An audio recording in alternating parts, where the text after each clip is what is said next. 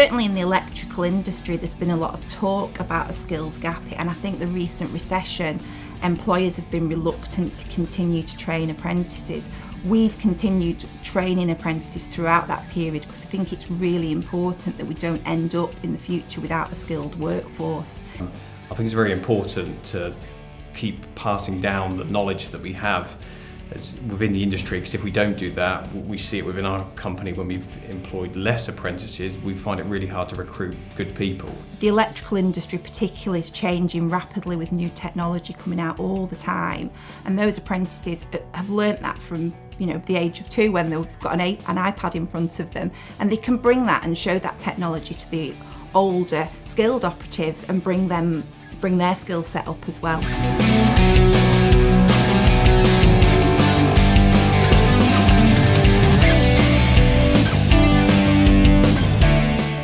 As far as the funding aspect goes, we really look to our training partner JTL to assist us with that. We don't need to know all the ins and outs of how the funding works. They'll let us know whether an apprentice is eligible for funding and talk us through that process and hold our hands with it, so we can concentrate on training the apprentice in the skills they need.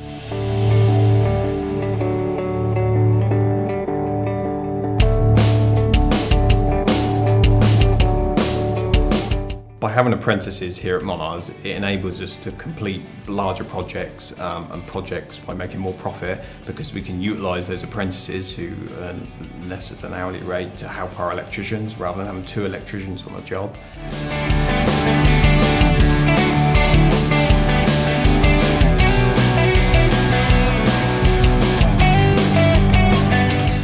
So as an employer, I think nobody wants to take on an apprentice if you think there's lots and lots of paperwork and processes to follow, but working with JTL makes it really easy for us. We just hand it over to them basically. We obviously take charge of our own recruitment process so we can get the right person, but when it comes to signing up the apprentice and looking after them throughout that apprenticeship, we really look to JTL and they provide lots and lots of support for us.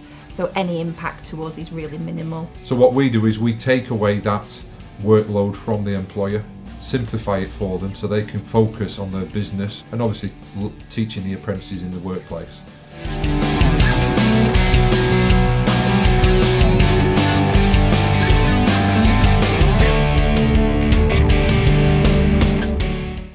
I think some companies wouldn't take apprentices on because they believe it's hard to train apprentices.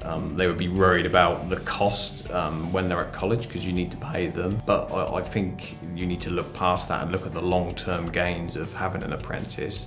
The help you get from the JTL makes that very easy. That they do a lot of the work for you with that.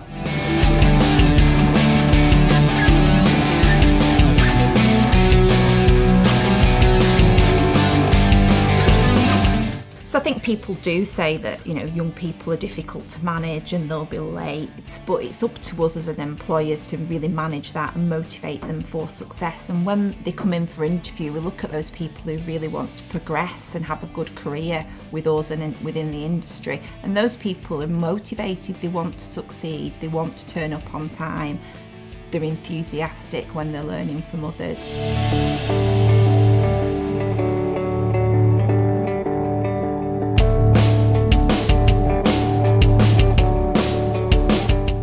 I stayed loyal to Monards because I could see there was a progression, that all of the partners, which we have now, have come through the company on the apprenticeship scheme. So I saw there was a lot of long-term benefits if I stayed with Monards and worked hard, that I would have the opportunity to sit in the position I am today.